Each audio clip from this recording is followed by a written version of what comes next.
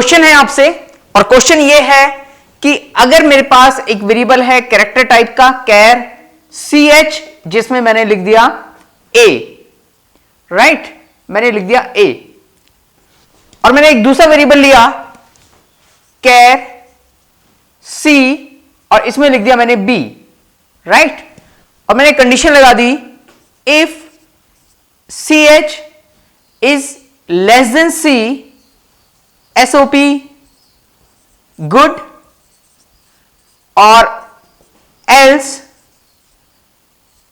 SOP bye. तो ये code मैंने किसी क्लास के मेन मेथड में लिखा, कंपाइल किया और रन किया, क्या आउटपुट आएगा? क्या हुआ? कुछ कंफ्यूजन है क्या? अच्छा, कंफ्यूजन ये है कि हम कैरेक्टर को लेस देन ग्रेटर देन से कैसे कंपेयर कर रहे हैं। ये बिल्कुल वैलिड कोड है। क्यों है वैलिड? क्योंकि हमने देखा था कि जब हम कैरेक्टर को स्टोर करते हैं बट इंटरनली ये इंटीजर ही स्टोर होता है, यानी इसका एस्काई कोड या यूनिकोड वैल्यू जाकर के स्टोर होगी और ये उन्हीं वैल्यू को कंपेयर करता है। इजी टू अंडरस्टैंड करने के लिए, इजीली अंडरस्टैंड करने के लिए आप इनके एस्काई कोड को कंपेयर कर लें तो आपको पता लग जाएगा। अब पता है आपको कि ए का एस्काई कोड स्मॉल ए का कितना होता है 65 और बी का कितना होगा 66, राइट। तो आप देखें 65 लेस देन 66 है तो ट्रू है, अंदर जाएगा और प्रिंट कर देगा गुड, राइट। तो कैरेक्टर को इस तरीके से कंपेयर किया जा सकता है। क्लियर है?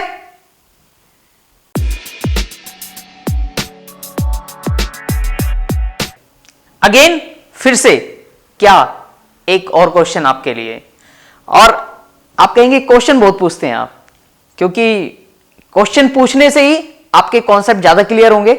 इसलिए मेरी कोशिश होती है कि पूरी प्रेजेंटेशन के अंदर मैं आपसे मैक्सिमम क्वेश्चंस करूं और आप उनका आंसर करें।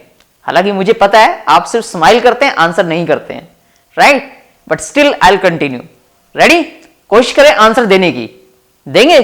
चलिए मूव करते हैं। मेरे पास एक क्वेश्चन है आपके लिए, और इस क्वेश्चन में मैंने एक बनाई क्लास, कौन सी? एक्स नहीं, ए।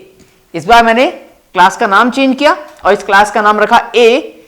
इसमें एक वेरिएबल इंट ए और एक कंस्ट्रक्टर जो ए की वैल्यू लेगा इंट ए और असाइन कर देगा this dot A equal to a, right.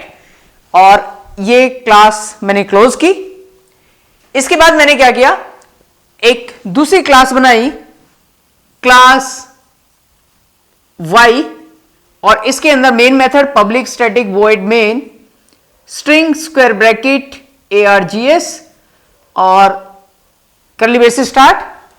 यहां पर मैंने क्या किया, ए का object aob equal to new a और यहां पे पास किया 5, और एक दूसरा object aob1 equal to new a और इसमें भी पास कर दिया मैंने 5, और फिर प्रिंट कराया मैंने sop ob equal to ob1 and print कराया sop ob equals ob1, right. तो बताइए क्या आउटपुट आएगा। ये मेन मेथड क्लोज है, क्लास भी क्लोज है, राइट।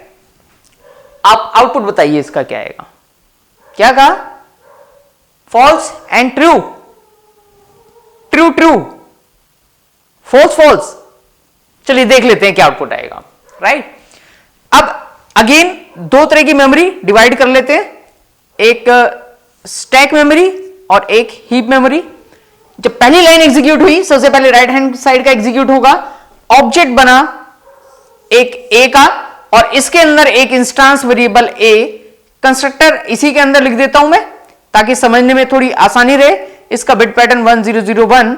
जैसे ही ऑब्जेक्ट बनेगा कंस्ट्रक्टर कॉल होगा और वैल्यू जाएगी 5, कहां पर? यहां पर, और यहां पर लिखा हुआ है this dot A equal to A, यानी ये जो ए की वैल्यू आई है वो दिस डॉट ए को असाइन हो जाए, यानी इस ए को असाइन हो गया कितना? 5। जैसे ही ऑब्जेक्ट बनकर के तैयार हुआ उसके बाद इसका बिट पैटर्न असाइन हो जाएगा ओबी को, यानी यहां पर ओबी स्टैक में एक रेफरेंस वेरिएबल जिसकी वैल्यू आ गई 1001, यानी ओबी इस ऑब्जेक्ट को रेफर कर रहा है। नेक्स्ट फिर से एक ऑब्जेक्ट बना हीप मेमोरी के अंदर, एक ऑब्जेक्ट और बनाया, इसमें भी सेम प्रोसेस से इंट ए होगा, एक कंस्ट्रक्टर होगा int a और यहां पर लिखा होगा this dot a equal to a। जैसे ही ऑब्जेक्ट बनना स्टार्ट हुआ, कंस्ट्रक्टर कॉल हुआ, यहां पे आया 5 और ये 5 किसे असाइन हो गया, इस a को 5 असाइन हो गया।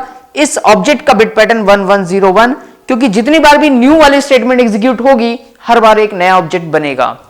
यहां पर OB1 के अंदर आया 1101, राइट। अब हमने चेक किया OB इक्वल टू OB1।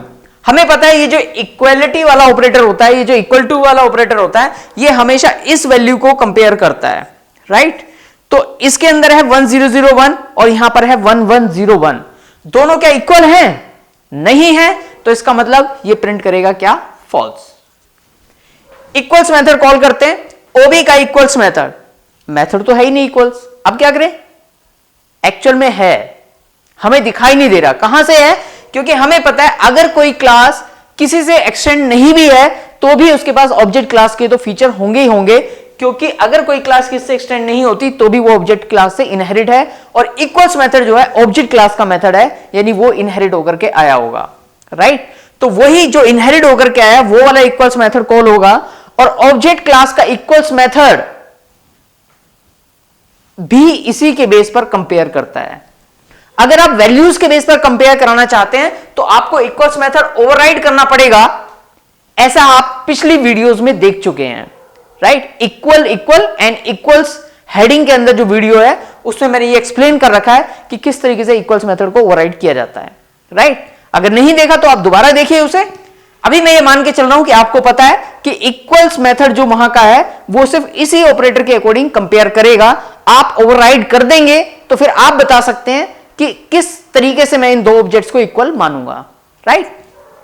अब क्योंकि इक्वल्स मेथड कॉल किया गया और ऑब्जेक्ट क्लास वाला इक्वल्स मेथड है ये, जो कि इसी तरीके से कंपेयर करता है, तो इसका मतलब वो भी दोनों के बिट पैटर्न ही कंपेयर करेगा और इसका भी रिजल्ट आएगा क्या? फॉल्स। Is it clear? तो इसका आउटपुट आएगा फॉल्स फॉल्स। मॉडिफाई करो। चलिए अब आगे बढ़ते हैं।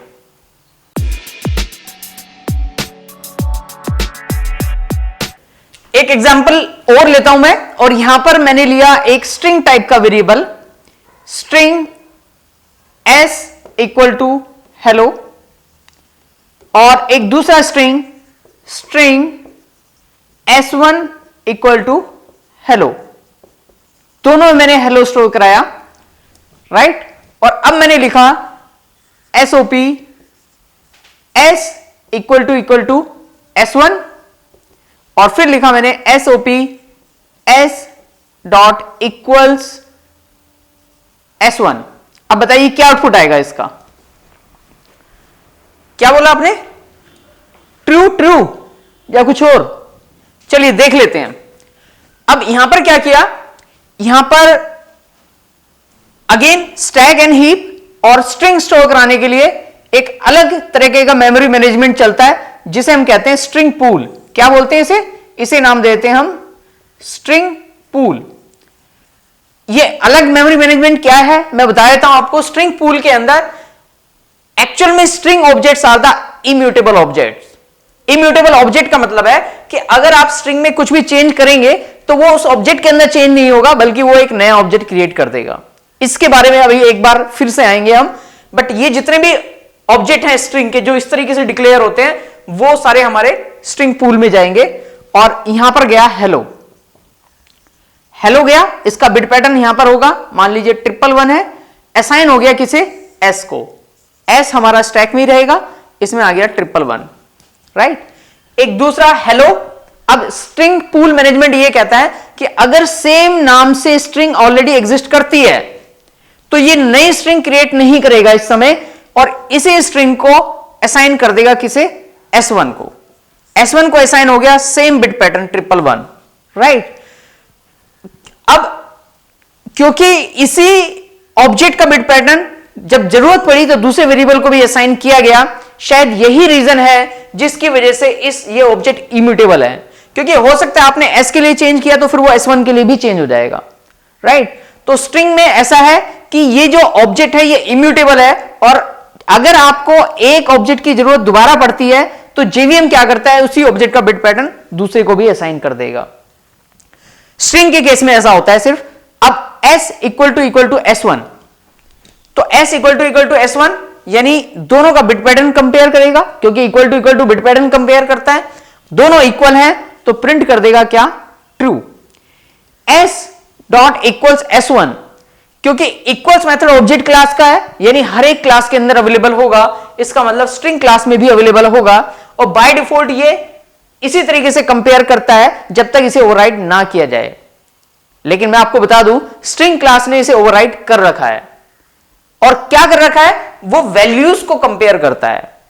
स्ट्रिंग क्लास का इक्वल्स मेथड क्या करता है, वैल्यूज के बेस पर कंपेयर करता है, तो क्योंकि दोनों वैल्यू इक्वल हैं तो यहां पर भी ये क्या देगा, ये ट्रू प्रिंट करेगा। Is it clear? अब स्ट्रिंग के बारे में थोड़ा सा और बात करते हैं, राइट?